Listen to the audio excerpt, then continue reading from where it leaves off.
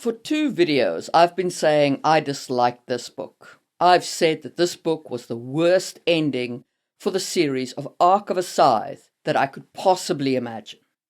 I've made bold claims about its message ringing hollow. Well, we're here.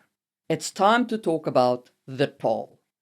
And I will tell you that I did not like this book. I did not like it in a boat. I did not like it with a goat. No, I did not like this book at all.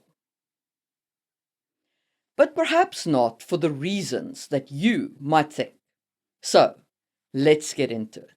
Welcome to Actually It Is That Deep. As always, this is your spoiler warning. Everything will be spoiled. There is no holding back. If you have not read The Toll, the 3rd book in the series Ark of a Scythe by Neal Shusterman, this is your final warning. Are you ready? Got a snack? Okay, let's go. As per usual on this channel, we'll start with a summary of the events of the book to make sure that we are all on the same page. So, what actually happened in The Toll, the 3rd book in Ark of a Scythe by Neal Shusterman? The first thing I'll say is that the timeline of this plot was bananas. We jumped forwards and backward in time like a kudu, leaping over the Karoo landscape. And it was, in fact, super frustrating to read because it was not at all clear where and when we were in the timeline, and there was no payoff for it being such a crazy timeline. So I'm going to disregard that mostly for the purpose of this review and give you the plot in the chronological format, which is how the book should have presented the plot points. Anyway, no payoff for that crazy timeline. Anyway, following the sinking of Endura, Scythe Goddard seizes power in Mid-America and through various rather ugly and Machiavellian tactics also starts to push for power as Overblade. First as the Overblade of the Americas, but it soon becomes clear that he wants to take over the whole world. The Thunderhead continues to give everyone but Grace and Tolliver the silent treatment because, you know, the Thunderhead is so mature and so wise and the perfect god for humanity. It's just glorious. I think that was ironically written. Anyway, naturally, because Grayson can still speak to the Thunderhead and is embedded in the Tonists, he becomes the Toll, a reluctant messiah for those Tonists who use his connection to the Thunderhead to guide humanity in the face of their suddenly silent god. Okay, in the meantime, Scythe Faraday and Manura Atrushi find the lost Kwajalein Atoll, where they spend years living off the land, waiting to unblock a fail-safe bunker that requires 2 scythes to open. It's very much like a nuclear safety bunker. 2 people need to agree that it needs to open. Anyway, unknown to the rest of the world, the Thunderhead sends massive manufacturing orders for parts to various plants, and those parts will eventually be sent to the Kwajalein Atoll, where they will, I kid you not, be used to build spaceships. After all that song and dance about people not being capable of coping with space and with separation from the Thunderhead and all that stuff, and hence you have the overpopulation problem because we can't leave the planet, after all that song and dance, we're going to build spaceships. Anyways, so all this nonsense goes on for 3 years, which we get as flashbacks in the books rather than as straight narration for some reason. The opening of the book is what follows now, and that is when the salvager Jericho Soberanus recovers the Vault of Relics from the ruins of Endura. Inside the vault, they find Citra, Scythe Anastasia, and Rowan, who have been deadish for 3 years. And let me just pause this recap briefly to talk about Jerry, the salvager. They are gender fluid, and at first I thought it was a mockery. Jerry came across as a conservative person mocking what they think a gender fluid person might be like, at least to me. But I think actually that Jerry was written unironically, but I never really got over that initial reaction of feeling like the character is making mock of gender fluid people. And so they never really worked for me as a character, but that is a very subjective interpretation. So if you love Jerry, I'm really glad. Anyway, just a comment on how I felt about the character. So let's get back to the character. Let's get back to the summary. So Rowan and Citra are recovered, and Scythe Posulo hides the duo, but Rowan eventually is captured by Goddard's forces. Citra escapes with Jerry, and they go toward the sub-Saharan region. Goddard attempts to burn Rowan alive in a stadium. When Rowan escapes, a humiliated Goddard orders the mile-high gleaning, commanding his scythe to slaughter the entire stadium audience. Nothing about Goddard has improved. He just gets crazier as the trilogy goes on. The man is a complete lunatic. Anyway, Citra, Jerry, and Grayson finally unite. The Thunderhead uses Jerry's body as a host to communicate directly with Grayson, guiding the group towards the Kwajalein Atoll. This, of course, just about breaks the rules of the Thunderhead not having a body, proving, as I pointed out in my last video, that the Thunderhead absolutely can reinterpret its rules or skirt around the grey areas and essentially do whatever needs to be done. This rules business was always flimsy as all heck. Anyway, back to the video. So everyone arrives at the islands to find the completed spaceships and the new AI, Cirrus Alpha, which is unbound by the Thunderhead's laws. Yippee. Rowan, having escaped Goddard, is found hiding among the supplies. Faraday and Citra unlock the bunker. They realize that the fail-safe inside of the bunker isn't a weapon against scythes, but a total system reset around the system of mortality. And we'll talk more about that in one moment. So, then Goddard arrives and he is there to destroy the islands, and the ships then launch with Citra and Rowan among the colonists in these new spaceships with a new AI. Goddard is betrayed by Scythe Rand, who wipes his mind and replaces it with the consciousness of her former lover, Tiger. This drove me nuts. It makes justice dependent on what? The hope that one of the bad guys will fall in love with an idiot and some kind of poetic justice will kick in and save us all? Justice is not the natural shape of the universe. It's there because humans fight for it. We create justice, and depending on luck or poetic karma or some such thing, is not going to create a just society. In addition, Citra and Rowan had nothing to do all book long, and then they don't even get to face down Goddard. One of his own people offs him instead.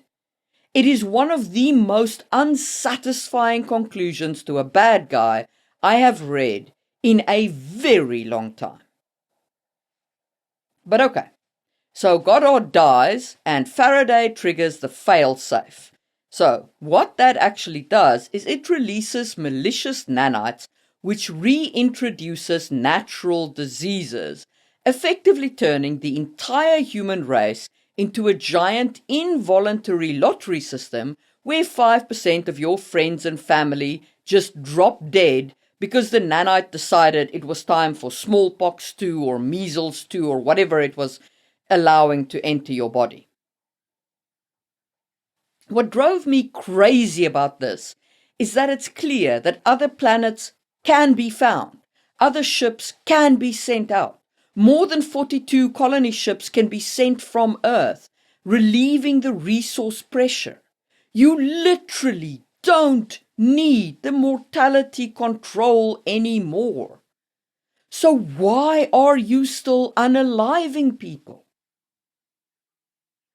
You're unaliving people because what? You think humanity needs mortality in order to have morality?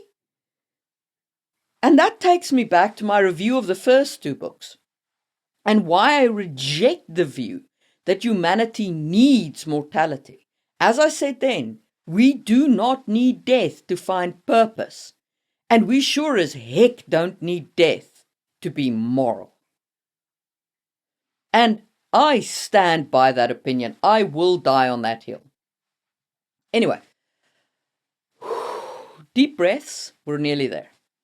Grayson and Jerry stay on Earth to navigate the new mortal world, but since they just hang out on the atoll, they don't really do much navigating. 117 years later, Citra wakes up from a deadish sleep on a new planet where Rowan is waiting to start their life in a colony far away from the mess they left behind. And that will be a major topic for the next section, but first let's just finish up with Faraday. Faraday is the only one of the characters who actually helps to make the situation better, at least, because he becomes a scythe who gleans people who are suffering from the plagues during the time when those plagues are released by these malicious nanites. So he doesn't really fix the problems, but at least he tries to ameliorate the symptoms. That's not nothing. If you can't fix the situation, making the symptoms more bearable is at least a step in the right direction. Of all the characters in the book, Faraday, Marie, and to a lesser extent Grayson are the only ones I've retained any respect for. And that is the end of Arc of a Scythe. Are you not entertained? Because no, I am not entertained. And now, let's talk about why.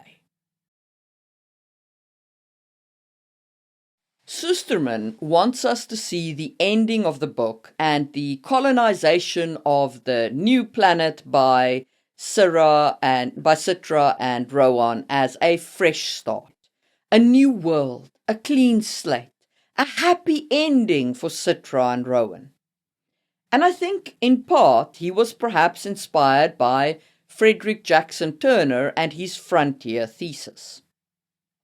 So Turner argued that the American character was shaped by the concept of a safety valve.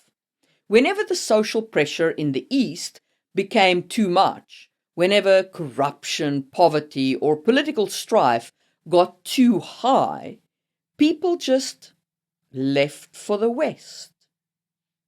Now, on the surface, this sounds like freedom. You're in a really tough spot, things are spiraling southward, so you pick up and move. But Turner's critics point out the dark side. The safety valve prevents progress. If the most idealistic, the most frustrated, and the most capable people just leave for the frontier, the corrupt system they left behind never has to change. And I would like to point out another problem with this safety valve approach to society building. So let's say you leave through the safety valve right. Have you addressed any of the issues that created the problems in the first place? In the context of Arc of a Scythe, has there been any expansion on the purpose of life, on the morality of death, on the morality of birth prevention? No, there is not. All of that is left unresolved. And therefore, neither the old world nor the new world meaningfully has to change. They just buy time for things to go on as they are with slightly different mechanics. The 42 spaceships in the Toll are the ultimate safety valve. They let the best people escape the mess, which means there's no one on Earth with the moral authority to actually dismantle the ideology Goddard built. As for the new world, having left the old one, they can ignore all of the systemic issues that gave rise to Goddard in the first place, because it won't happen again, will it? Will it? Will it? And in the old world, instead of building a new society which has learned from what it's been through, the Earth gets a reset to a slightly more compassionate version of the same misery with random diseases popping up to cull the population instead of human scythes driving mortality. Ain't life grand? To me, this was not a victory. Instead, this felt like the main characters were taking their ball and moving to a new zip code. And surprise, surprise, that does nothing to fix the mess. Okay, but what should they have done, I hear you ask? Well, I am so glad you asked. In my opinion, the much more moral action is to find a way to fix the system. And to understand why I think that and why I feel that, we should talk about Hannah Arendt and her concept of amor mundi, or love of the world. Hannah Arendt was a philosopher who spent her life trying to understand how totalitarians take over. She wrote on the banality of evil and a number of other amazing essays and books. And bear in mind, she wasn't some uninvolved bystander. She was writing as a Jew after World War II. Her solution can, I feel, be summarized as a commitment to the public realm, the messy shared space between human beings. In Arendt's view, to be human is to be political, and to fix the world, you need to stay in the room with people you hate and do the grueling work of building a society.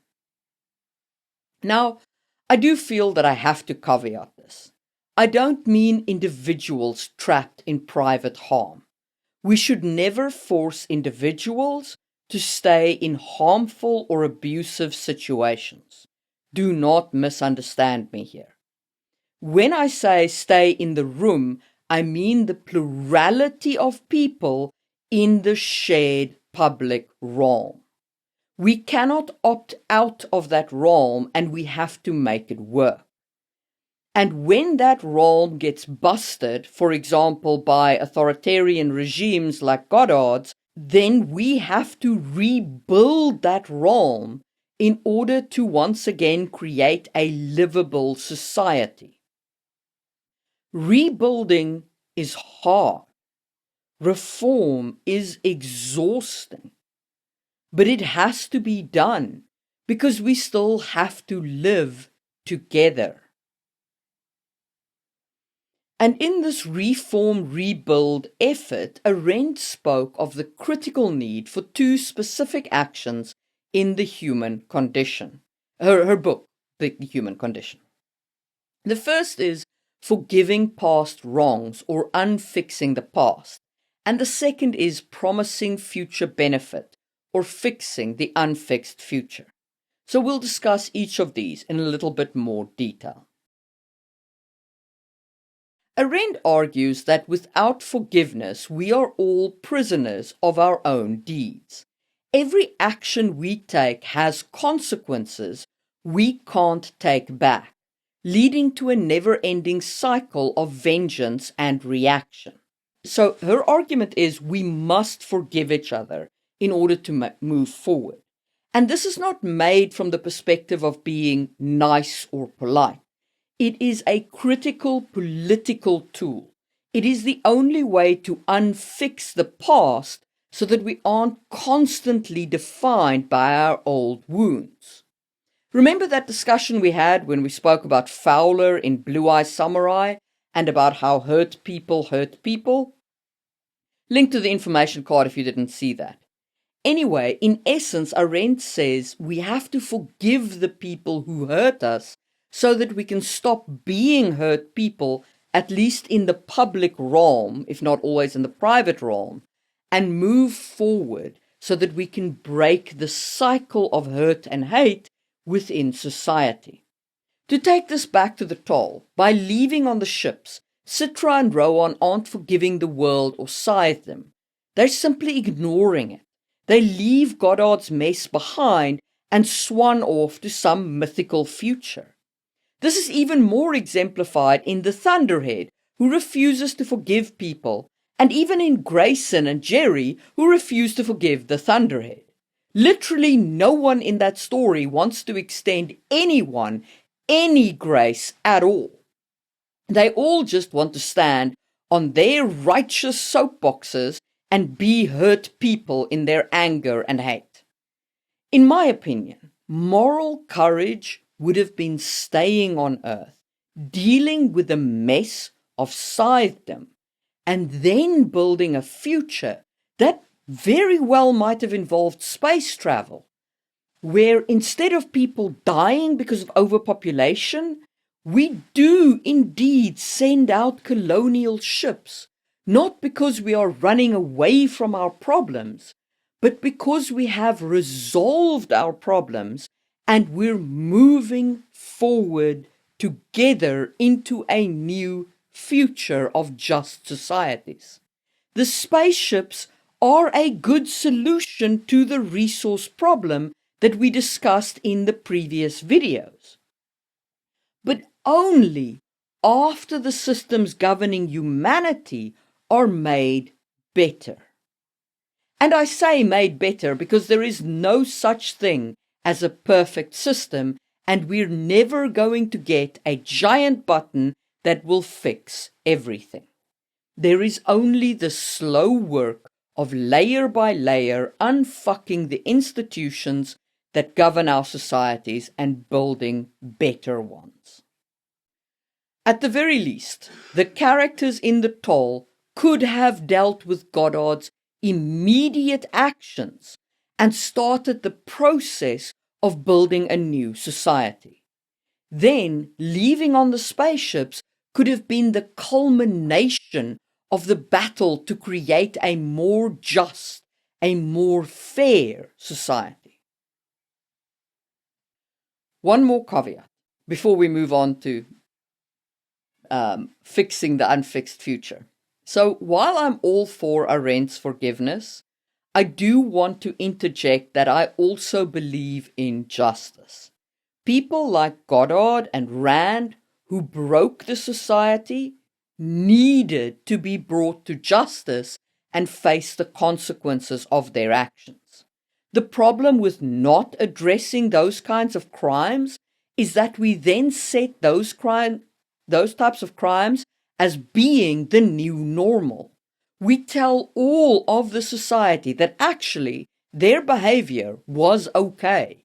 We create bad promises about the future of our society. And that does bring us to Arendt's second critical action: promising or fixing the unfixed future. If forgiveness handles the past, promising handles the future. Arendt believed the future is a terrifying, chaotic void of unpredictability. The only way we survive it is by making promises to one another, contracts, treaties, and social bonds. These promises create islands of certainty in a sea of chaos. Essentially, her argument goes like this: we are human because we make commitments to people who are different from us. Arendt's public realm is held together by the fact that even if I hate you, I promise to coexist with you under a shared set of rules. This is a compromise the characters in the tale can't or won't make. The spaceships are a retreat into a private, curated future. They aren't building a common world. They are building a lifeboat. But even more than that, by outsourcing Goddard's comeuppance to poetic fate, the narrative undermines its own stakes. It's not just that Citra and Rowan don't get to face Goddard. It's that the story implies justice is something that happens to the wicked, not something the virtuous must fight for. Like there's some giant hand of justice that will solve all of our problems for us. I don't believe that. I don't believe that's ever true. And honestly, this is why the ending of the tale feels so hollow to me in 2026. And partly because we are doing this in our lives. Sure, we don't have 42 spaceships to Alpha Centauri, but we do have our algorithms. We have our digital frontiers where we colonize spaces filled with people who think like us. And when the shared public realm gets too difficult, when the person across the street has a political sign we hate, we don't do the Arendtian work of building a society. We just leave. We unfollow, we block, we retreat into our own customized digital colonies where we are always right and the Goddards of the world are safely behind a screen building their own reality where they are always right and we are the Goddards. But that doesn't work. The real world is not the internet. We are being ideologically split by machines designed to make us find each other repulsive. But we still breathe the same air. We still inhabit the same physical space. We are still fundamentally human living in a human society. And believe me, I get that it's hard to engage.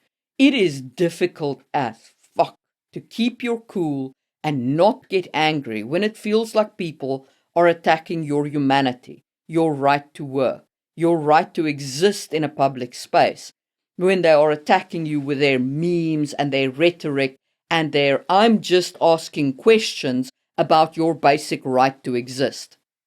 And when they're cherry-picking scientific data in order to find some sort of reason for their repugnant views. Engaging in discussions on the internet in particular can feel useless, and I generally advocate for much more for in-person discussions rather than Twitter rants. Those get you nowhere. And sometimes we have to hide for the sake of our sanity. I get that too. I've stuck my head in the sand as well and looked away. However, walking away completely, failing to ever engage, doesn't change the dialogue. Even if you think the system is broken beyond repair, we don't have a giant reset button. What would it even look like to have a safety valve? Where would we go? In this digital age, our problems follow us everywhere. We've run out of space to move to. Much like Europe at the end of World War II, somehow we have to find a solution and a way to live together. Citra and Rowan's victory is a fantasy of total avoidance. They don't just take a break from engaging. They don't move the dialogue. They don't even strive for justice against Goddard's actual crimes. Instead, they just leave. But we don't have that option. Somehow, we have to find it in ourselves to forgive each other, to show grace. We have to force justice on those who break our laws. And then we have to promise each other that even if our ideologies are diametrically opposite, we will find a way to live together, a way to make laws and provide justice for all people living in our societies. Or at least, we have to promise to find a way to try and achieve such justice. And that's why I dislike the ending of The Toll and the ending of the Arc of a Scythe series. I feel like the book chooses reset over reform, and I think reform is the braver moral choice.